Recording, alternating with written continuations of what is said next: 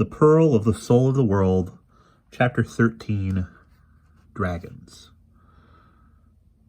Pierced to its leaden heart, the little dark angel fell, wings still, feathers fluttering like rags. Ariel felt giddy, light. Irelath had not returned to Oriencore. Leaning against the casement for support, Ariel felt that she might die of happiness, as without a ripple the lifeless body of the witch's seventh son disappeared into the still black waters of the mere.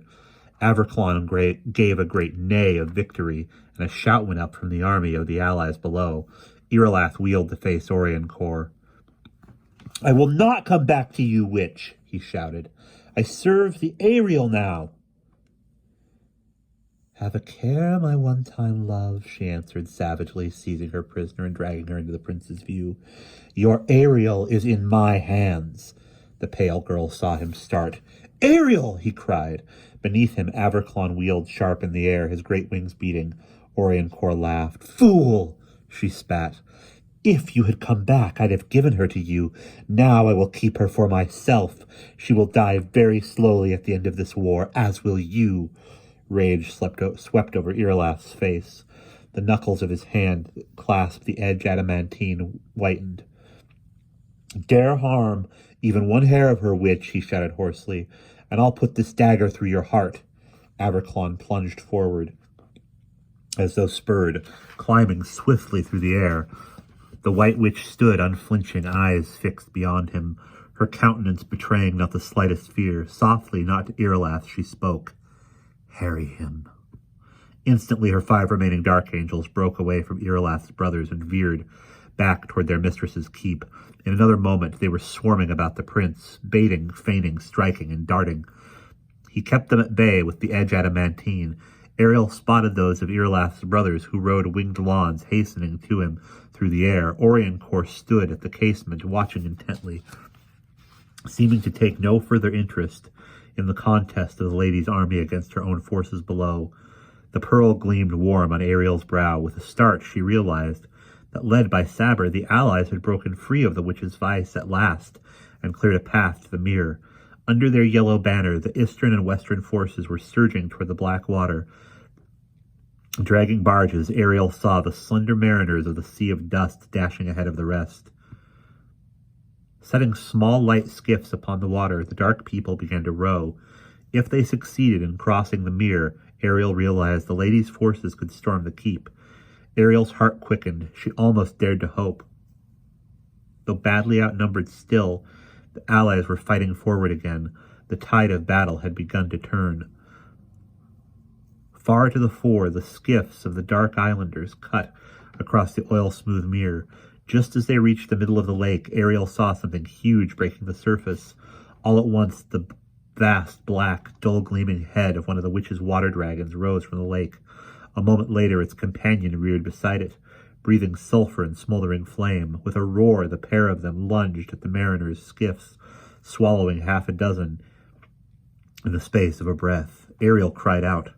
The formerly tight, orderly fleet of the mariners drifted, floundering, seizing another skiff between their jaws. The 2 dragons tore it asunder, worrying the splinters. Its occupant fell, flailing into the poisoned water, and disappeared. His fellows hurled javelins, but the Mirgwins scarcely flinched. Those islanders who tried to row around and on toward the keep, they snapped up and devoured. Oriencore remained oblivious, eyes fixed above on the battle of Irelath and his brothers against her Ikari.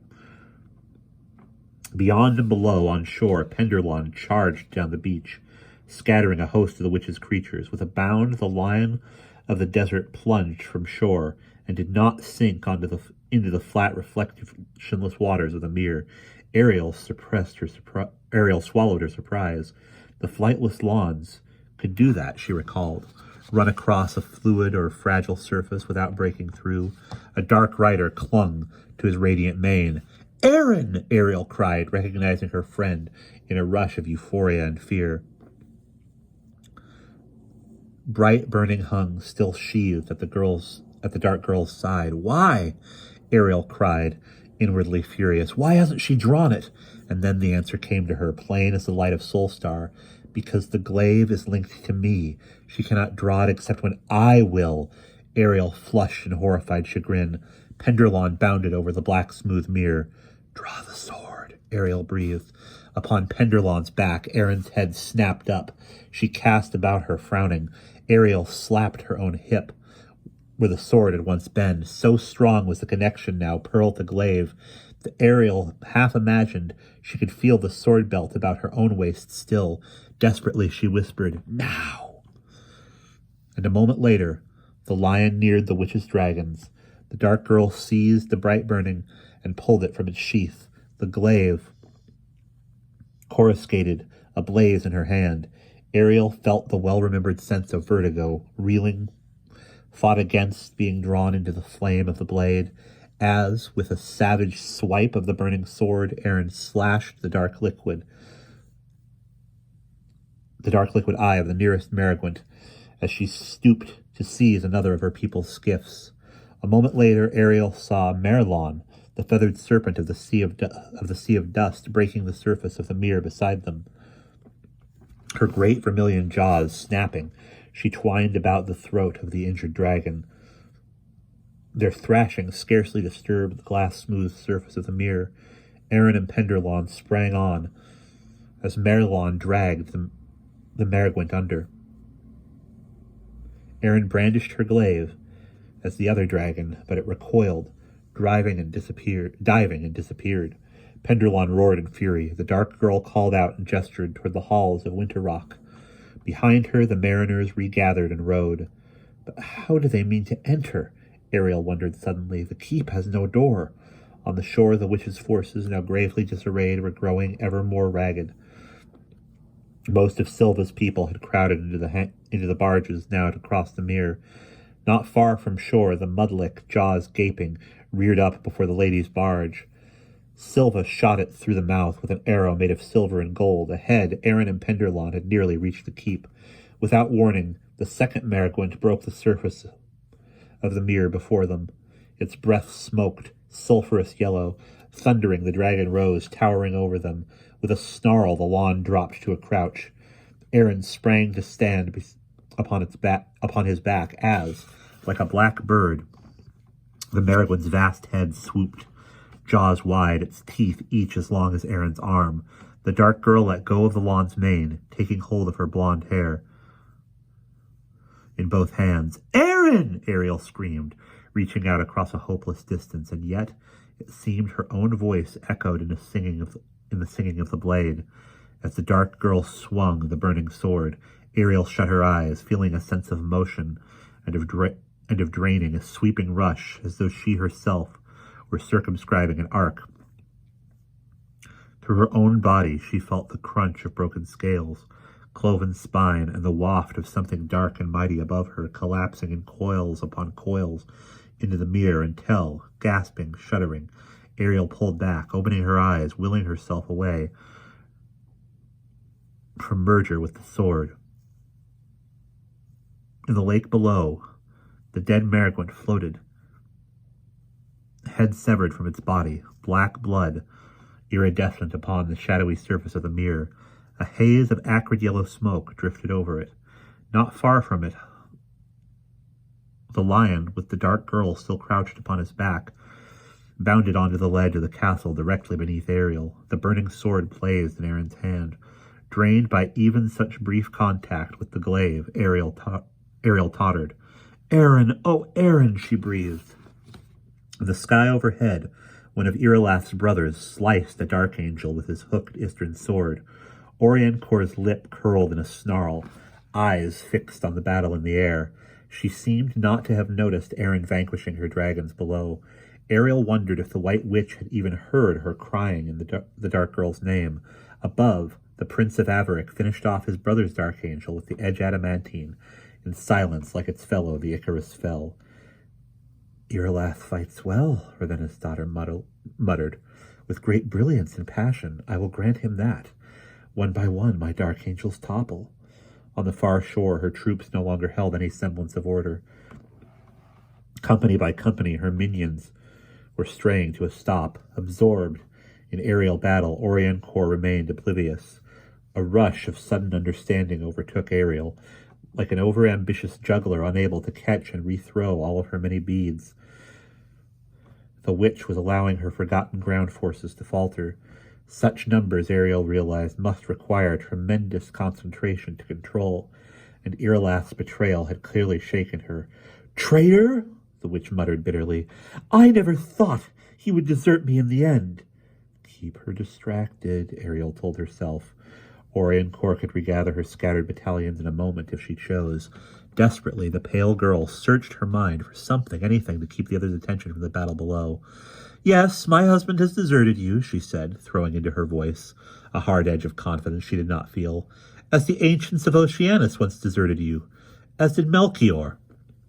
With a hiss, the white witch turned from the casement, her green eyes blazing. "What do you know of Melchior, you little fool?" Ariel's heart quailed beneath the ferociousness of that gaze, but she steeled herself to stand firm and not to flinch. "That he is a halfling, like you," she flung back, using the words she knew would cut. "That he was your friend once, but he turned from you. He served your mother in the end." "My mother is dead," the white witch snarled, "and Melkor no more than her clockwork golem. Gears and wires, he is unimportant." Angrily, she made as if to turn back toward the fray. Ariel stiffened the cry of protest that would betray her surely, as would Oriencore, taking note of events below. "The ancients abandoned you as well," Ariel said quickly. "They refused to take you with them when they left." The witch's gaze flicked back to Ariel. She struggled to maintain her appearance of calm. She must let no hint of what she saw through the casement show on her face. "That is why you hate the world so. The ancients going left you prisoner here." Oriencore gazed at Ariel. "Their leaving me was all my mother's doing," she started. She stopped herself. Contemptuously, the half-ancient bowed her white lips in a smile. "But I do not hate the world, little sorceress, though perhaps my mother thought so. I do not care one way or another what happens to the world when I am gone." Beyond the window, another dark angel fell. "You were right about the ancients, though," Oriencore continued evenly. "They broke my heart leaving me. Soon, however, they will welcome me. They must, for I have proved myself their peer. Have I not labored all these 1,000 years to join them?" Frowning, Ariel shook her head, not understanding what the other meant.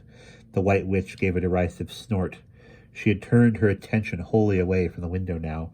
Hurriedly, Ariel blanked her features, lest her delight show through. If only she could keep Oriencore occupied a little longer. Then the allies had a chance. "The ancients will never return here, of course," said the witch. Her tone grew fierce. So if I wish to share their company again, it is up to me, don't you see? I mean to rejoin my peers on Oceanus and claim my birthright there. It is to that end I have been pillaging this planet for 1,000 years. Ariel stared at her, more baffled than before. But they're dead, she thought. Oriencore spoke as though Oceanus were green and blooming, not ravaged by plagues and horrors. Unexpectedly, Ravenna's daughter smiled her cool, malevolent smile. "My mother told you nothing of this, I see." "So not even she suspected my plans," the white witch laughed. "Ha ha ha ha ha! Good." And we'll pause there.